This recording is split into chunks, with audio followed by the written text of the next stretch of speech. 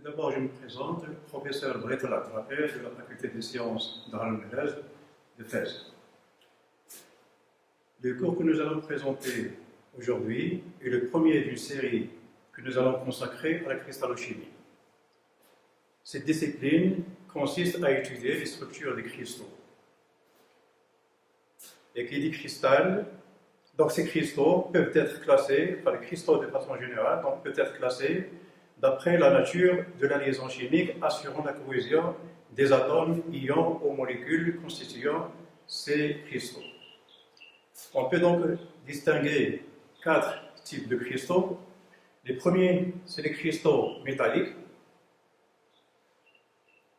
comme par exemple les structures du fer, cuivre, et j'en passe. Les cristaux ioniques, comme en cas d'exemple ceux de CSCl et NaCl, chlorure de sodium. Les cristaux covalents, à titre d'exemple, celui du carbone diamant ou bien carbone graphite, et finalement les cristaux moléculaires, tels que celui de la glace H2O solide ou bien de CO2 solide. Pour ce qui concerne les cristaux métalliques, ce sont des cristaux qui sont assez compacts, et cette séance va être donc dédiée à l'étude détaillée à l'étude de l'établissement des structures de ces solides métalliques.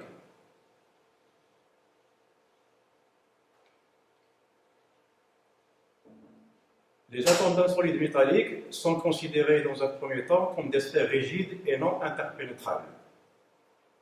Ils forment des empilements soit compacts, soit semi-compacts. Et on en distingue donc 3 types. Il y a 2 types qui sont très compacts, à savoir l'hexagonal compact et le cubique à face centrée, et un 3e type qui est semi-compact, qu'on appelle l'empilement cubique centré, ou bien cubique corps centré.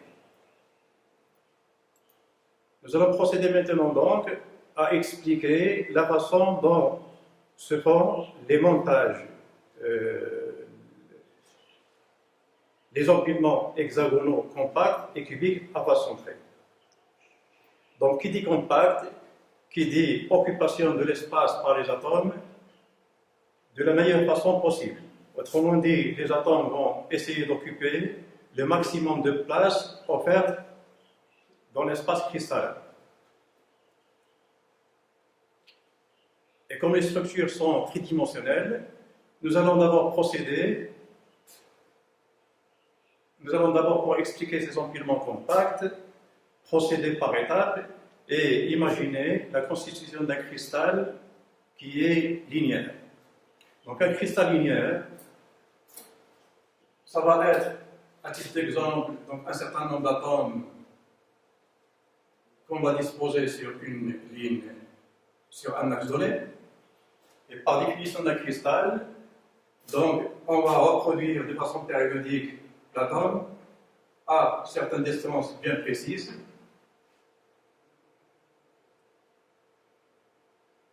De telle sorte à respecter la périodicité du cristal. Parce qu'en fait, un cristal, c'est un ensemble d'atomes, d'ions ou de molécules. Ici, on est dans des structures métalliques, donc c'est un ensemble d'atomes, et on est en train de considérer un cristal théorique linéaire. Donc ça va consister à disposer des atomes sur un axe donné, et ces atomes vont être régulièrement espacés, pour répondre donc à la définition d'un cristal. Ce cas-là n'est pas très compact pour la bonne raison qu'il y a de l'espace, un espace régulier entre les atomes. Et quand on parle d'incompacité, ça voudrait dire qu'il faut occuper l'espace au maximum. Donc la solution pour avoir un cristal linéaire compact, c'est de serrer les atomes au maximum. Et on va avoir cette disposition-là.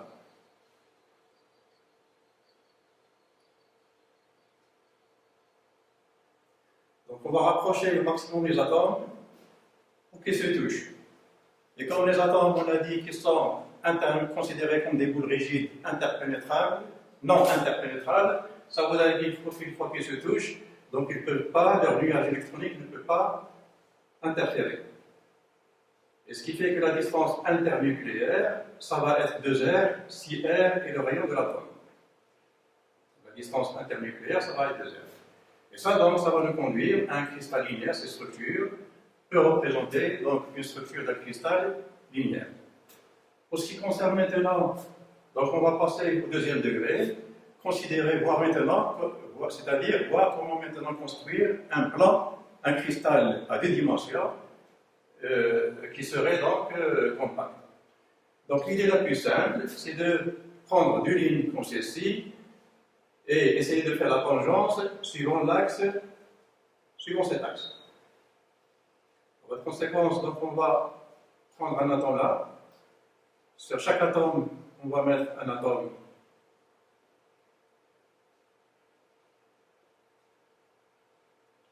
Donc au-dessus de chaque atome de la première ligne, on va mettre un atome identique sur la deuxième ligne. Et ainsi de suite.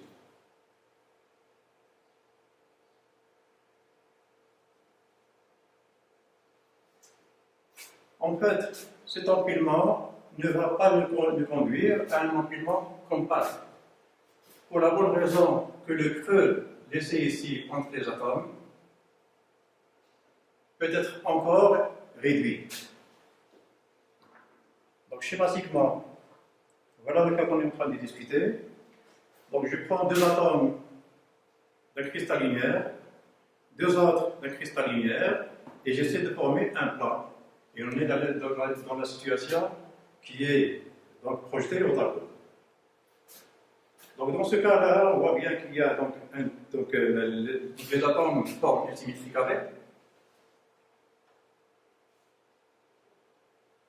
Le réseau peut être décrit par une symétrie carrée. Et normalement, donc, cette disposition n'est pas très compacte pour la bonne raison qu'on peut réduire davantage l'espace qui est entre les quatre atomes. Alors comment doit-on agir? Il faut tout simplement loger un atome de la deuxième ligne, des liens donnés, entre deux atomes de la précédente. Et on aura ces situations-là. Et on aura la situation suivante. Schématiquement ici, ça va nous donner le cas ici.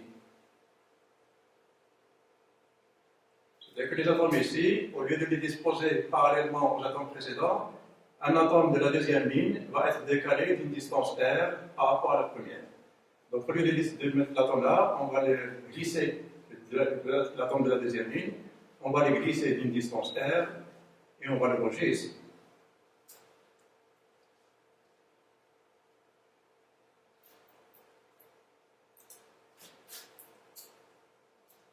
Ce qui fait que les atomes, si on continue pour construire le plan, les atomes de la troisième ligne vont se trouver juste en face de ceux de la première ligne.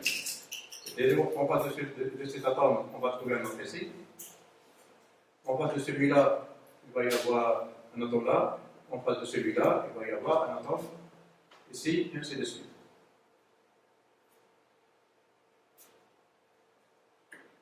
Alors, ceci va nous faire donc une symétrie.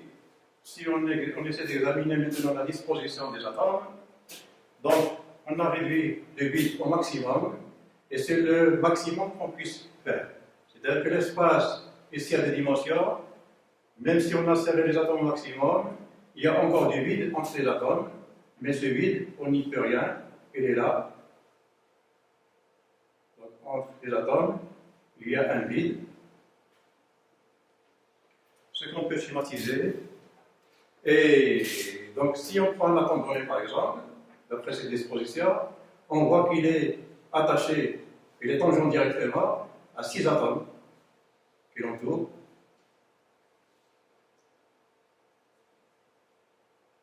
De telle sorte que les atomes entre eux forment des triangles.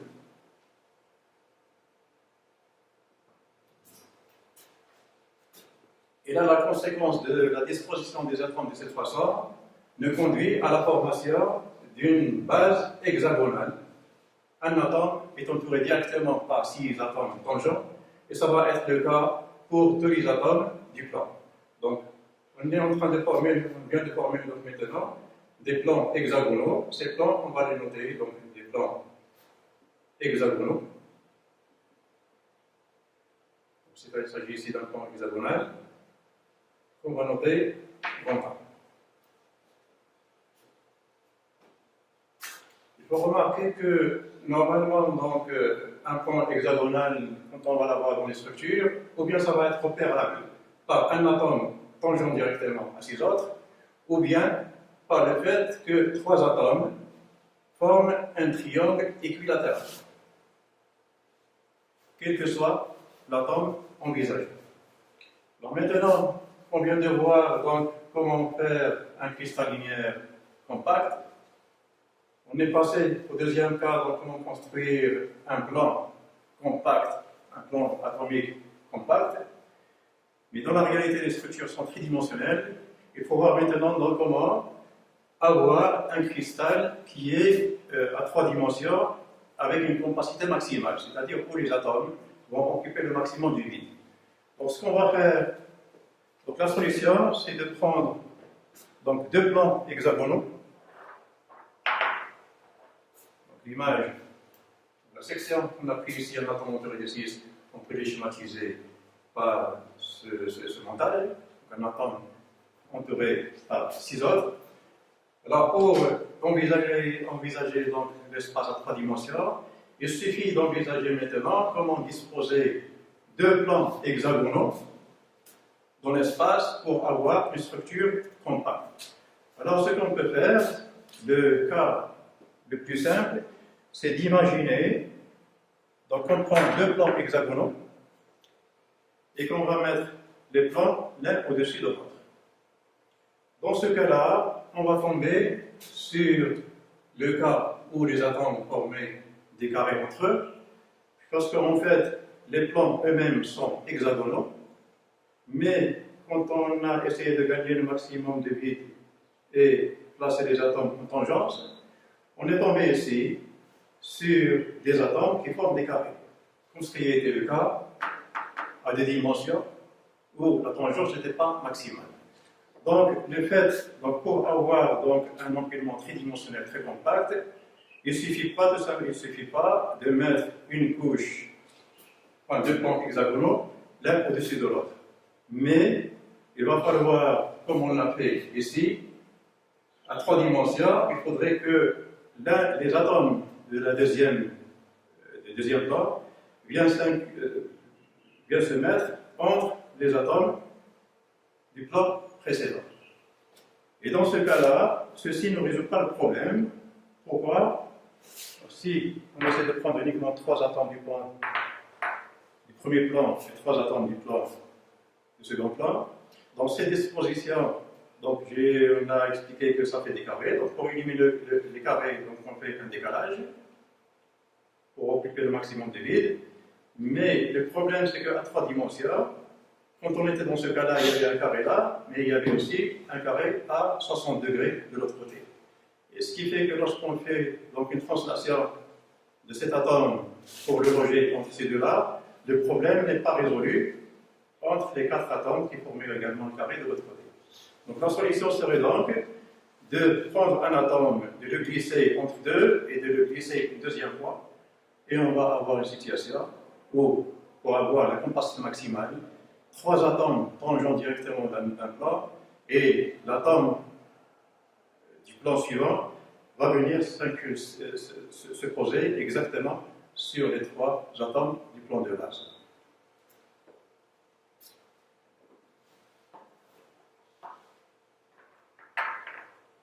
Donc à 3 dimensions. Donc là, il faut signaler ici que normalement, donc, les atomes entre eux qui faisaient donc une symétrie hexagonale laissaient donc des trous entre eux. On peut noter les trous 1,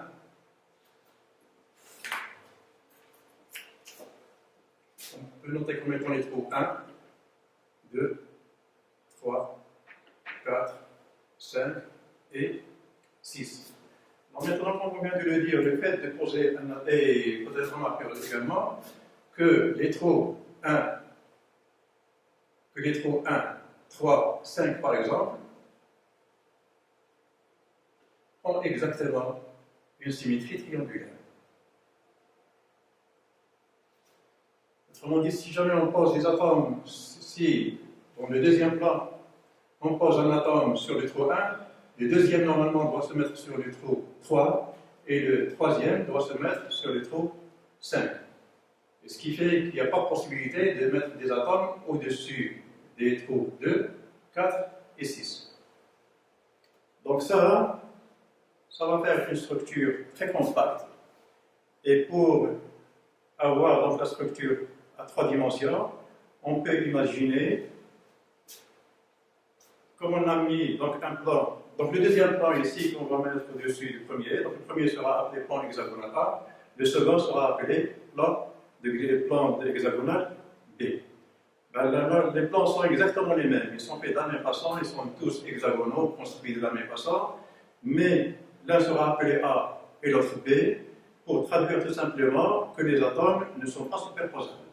Donc à chaque fois qu'on aura des plans décalés, qui sont les mêmes mais décalés, donc on va les appeler différemment. Premier plan A, le deuxième sera appelé B. Et dans ce cas-là, donc, pour continuer la construction du réseau, comme on a mis donc, on a 3 atomes du plan B, au-dessous il y a le plan A, on peut imaginer le contraire, c'est-à-dire imaginer un plan B au-dessus duquel il y a un plan A. Et ça va nous conduire donc à un empilement qui serait donc A, B, A. Pourquoi le troisième A? Parce que ces atomes en projection vont tomber exactement sur les atomes du premier plan. Et ça, ces structures, c'est ce qu'on appelle donc la structure hexagonale compacte. Le modèle suivant nous permet de voir exactement ce qu'on vient d'expliquer, sauf que là, les atomes sont écartés pour qu'on puisse voir. Normalement, les atomes sont tangents, mais là, c'est un modèle donc, didactique qui nous permet de voir tout simplement donc, les liaisons entre les atomes. Donc, on voit bien ce qu'on a expliqué tout à l'heure, il y a un atome qui est entouré de 6. La distance en principe des atomes sont tangents, donc la distance est de 0 partout entre les atomes. Et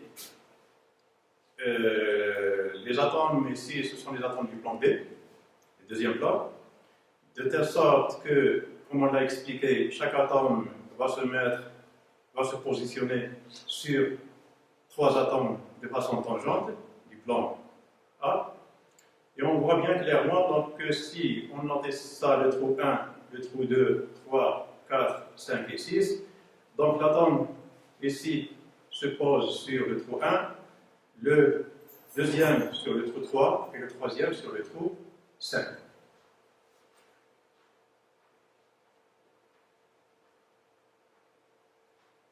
Et comme on l'a expliqué il y a un instant, dans ces structures, le plan B joue le rôle d'un miroir, ce qui fait que ce qui est d'un côté, on le trouve exactement du côté opposé. Et de cette façon, donc, on a une structure qu'on appelle donc, la séquence d'empilement dans ces structures, et c'est une séquence qu'on va appeler A, B, A. Remarquons ici tout simplement que les atomes du plan B, on ne voit que 3, alors que normalement la symétrie est hexagonale. Chacun des atomes, comme dans la base, est entouré de 6, parce que le plan B est aussi un plan hexagonal. Mais les atomes entourant, par exemple, celui-là, il y en a 2 qu'on voit dans cette boîte, on appelle la maille, mais les 4 autres, ils sont à l'extérieur, appartenant à des mailles voisines. Donc pour lui, il suffit tout simplement, à chaque fois, comme on a expliqué tout à l'heure, quand on voit des atomes formant un triangle, c'est qu'ils forment un triangle, donc c'est qu'ils forment un plan hexagonal. Donc ici, puisqu'on a délimité la vue donc à cette maille qui est hexagonale, donc les 6 atomes qui entourent celui-là, donc il y en a que 2, et les 4 autres sont à l'extérieur.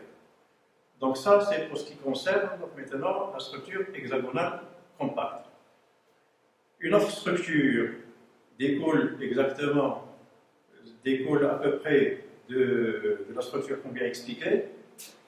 À la différence près, c'est que dans cette structure, la deuxième, qui est la structure du cubique à face centrée.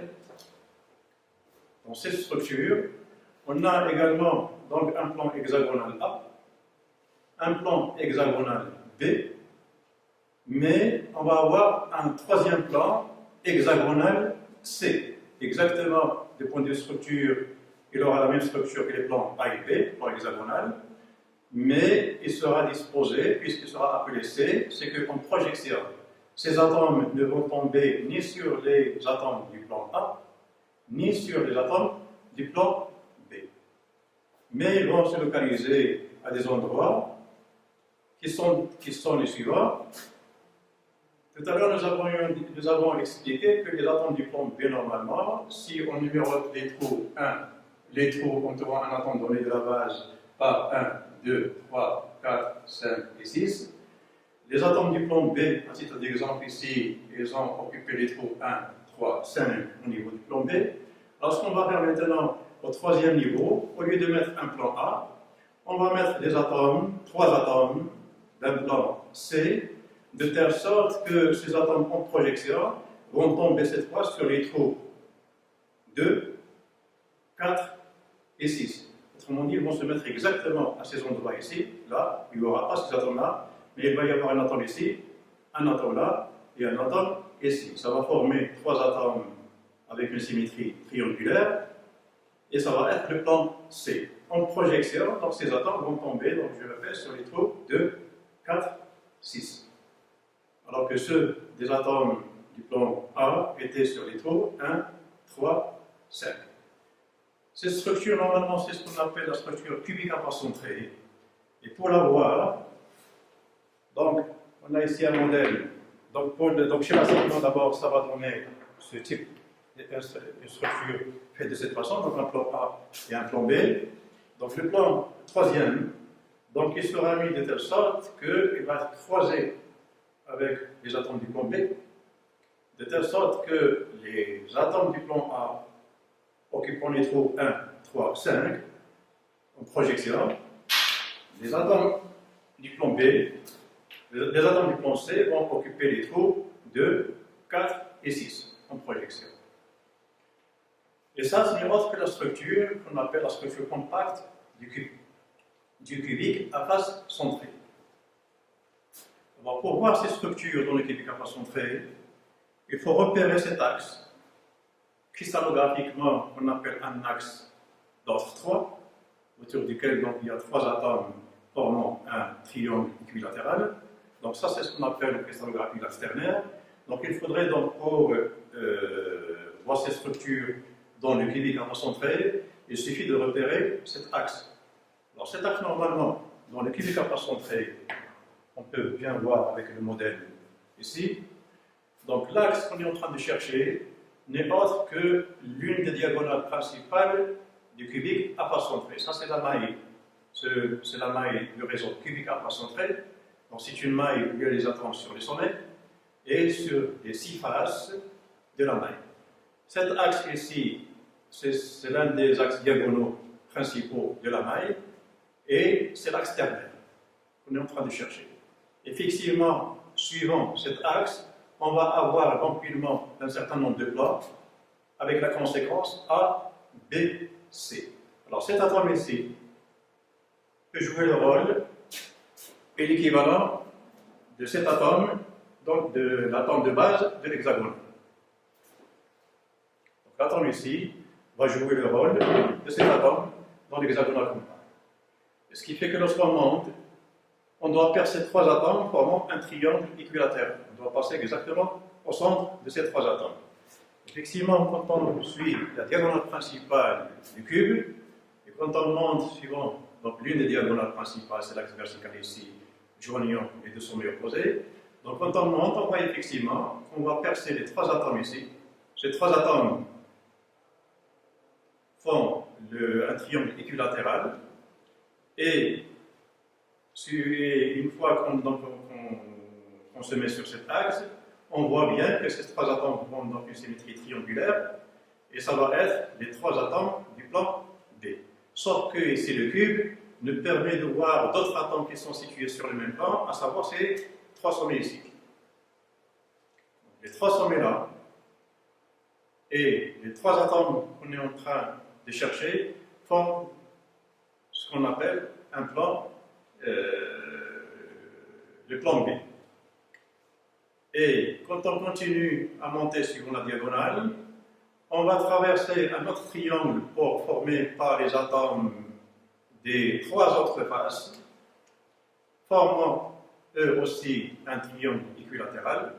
Et quand on est en projection, donc on voit bien que les deux triangles, ce triangle-là et ce triangle, ne sont pas superposables. Donc les deux triangles font cette géométrie ici. L'un des triangles est comme ça, et l'autre, en projection, il est comme ça. Et ce qui fait que lorsqu'on poursuit donc, la translation suivant l'axe 3, axe ternaire, donc on va tomber sur un atome de la section du plan A. Et donc, là, il y a un atome entouré de 6, et si le cube ne nous permet pas de voir les 6 atomes, les 6 autres atomes, puisqu'ils appartiennent à d'autres mailles qui sont à l'extérieur de cette maille de référence. Donc, il y a un atome entouré de 6, on monte, on trouve 3 atomes du plan B, on monte, on trouve 3 atomes du plan C, et quand on continue de monter sur l'axe C, suivant l'axe Z, donc on tombe sur un atome du plan A. Et on voit bien, on a donc la séquence A, B, C, A, suivant le cubique à face centrée. Le troisième type de structure des métaux, c'est ce qu'on appelle l'empilement cubique centré. L'empilement cubique centré, normalement, donc c'est un empilement qui n'est pas très, très compact. Les plans de base vont être comme ces plans-là, avec donc un espace assez important entre les atomes. Ça va constituer donc dans le cubique centré l'un des plans A.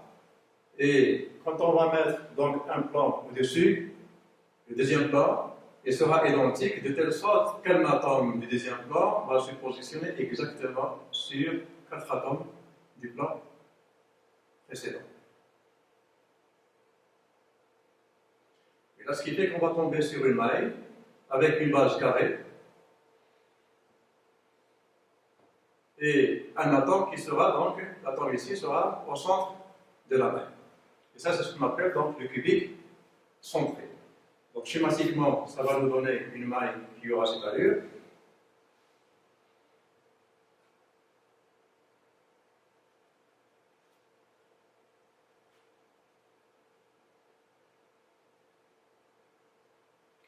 Donc les 4 atomes qui forment un plan qui n'est pas très compact.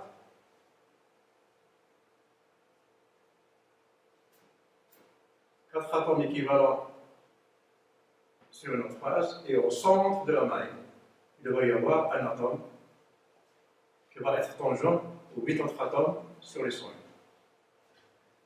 Ça, c'est ce qu'on appelle donc le cubique centré. Merci de votre attention.